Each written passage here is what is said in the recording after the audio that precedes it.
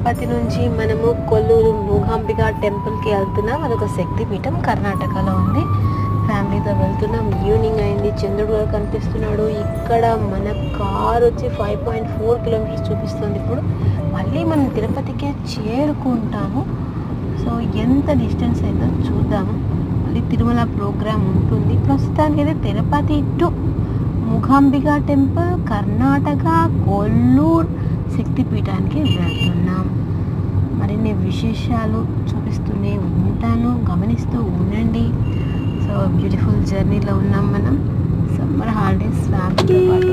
Bridge బాగుందండి తిరుపతిలో, చాలా కొత్తగా బ్రిడ్జ్ కట్టారు. రూట్స్ అన్నీ బాగున్నాయి.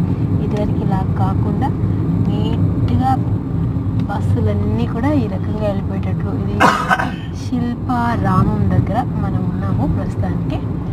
సో ఇక్కడ మనం ఇలా బైపాస్ మీద బెంగళూరుకి వెళ్తున్నాము.